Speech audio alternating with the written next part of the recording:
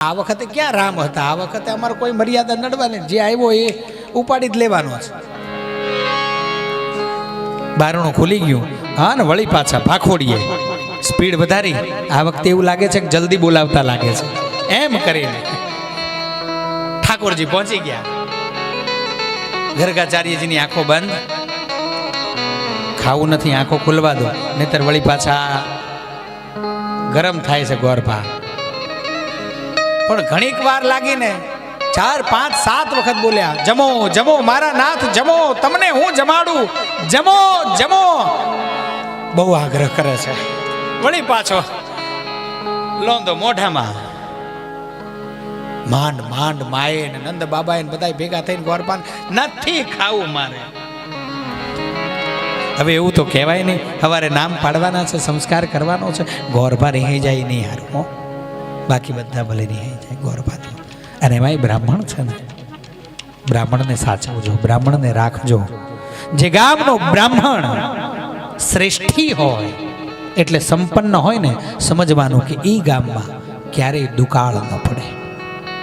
જે ગામની અંદર શિવાલયની પૂજા મજબૂત થતી હોય ને, એ ગામની અંદર વારે ઘડીએ ક્યારેય મૃત્યુ ન થાય.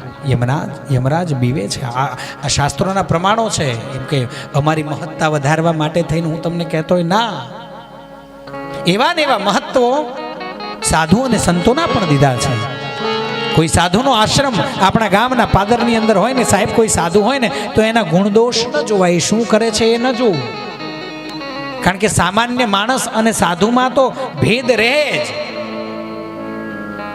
માણસ જેવી જ જો એની ચેષ્ટાઓ હોય ને એવું જ એને રહેવાનું હોય, તો એના ઘરે બૈરા છોકરા ભેગો શું ખોટો હતો? શું કરવા સંન્યાસ લીધો? એ આપણાથી અલગ જ હોય, એટલે એના ગુણ અને દોષને ન જોવાય. પણ એ સાધુ પાદરમાં છે ને, એ તમારી ચોકી લઈને બેઠો છે, તમારું રક્ષણ કરે છે. કોઈ પણ પ્રકારનું અનિષ્ટ તત્વ તમારા ગામની અંદર પ્રવેશ કરતા 7 વખત ભયને પામે. વળી પાછું માંડ માંડ પ્રાણ થોડી અમે મદદ કરાવી, ના કઈ અડશો નહીં, આને લઈ જઈને બાંધી દો. બાજુના રૂમની અંદર મૂકી આવ્યા, એને બાંધ્યો છે ઘોડિયા હારે, અંદર સુવડાવ્યો છે, અને બારણું એક બંધ કર્યું, બીજું બારણું બંધ કર્યું છે. માંડ માંડ હવે તો થાકી ગયા છો ગોરભા. વળી પાછી, કારણ કે ઓલી પાછી ચૂલામાં ફૂંકું મારવાની હોય ને, ફૂંકું મારી મારીને આખું લાલ થઈ ગઈ છે. માંડ માંડ ત્રીજી વારની ખીર તૈયાર કરી, બાજોટ ઉપર મૂકી, આંખ બંધ કરી, મારા નાથ કરીને પાછી આંખ ખોલીને જોઈ લીધું.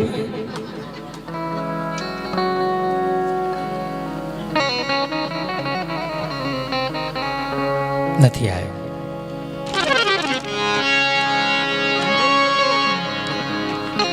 પછી આંખો બંધ કરી, ઊભા થઈ અને પોતાના રૂમનું બારણું બંધ કરી દીધું, એને હાકળ મારી દીધી.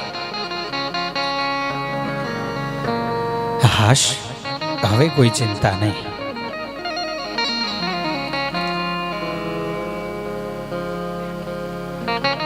પ્રેમે પરોણલા પધારો કનૈયા, ઓ નંદલાલા, તમે મારે ઘેરે જમવા પધારો અને કનૈયા, ઓ નંદલાલા.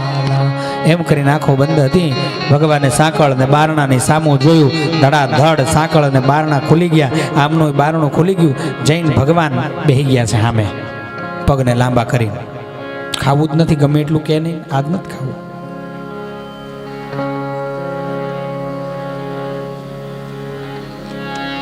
થોડી વાર થઈ, આંખ ખુલી. આંખ ખોલા તરત જ ઝટકો લાગ્યો છે, પણ પછી વાટકા સામું જોયું, નથી અડ્યો.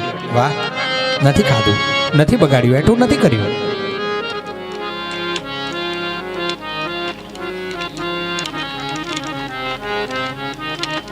અને ભગવાને એ વખતે ગર્ગાચાર્યજી મહારાજને ચતુર્ભુજ નારાયણ સ્વરૂપે, બાળકના સ્વરૂપમાં જ દર્શન દીધું છે.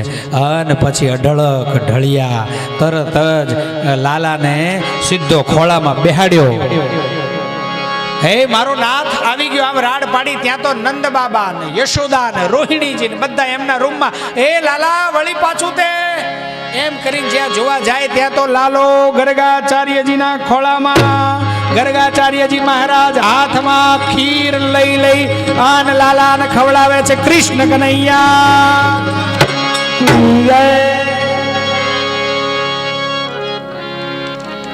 રોહિણીજી અને જશોદાજી વાતો જોરથી તો બોલાય જ નહીં કઈ.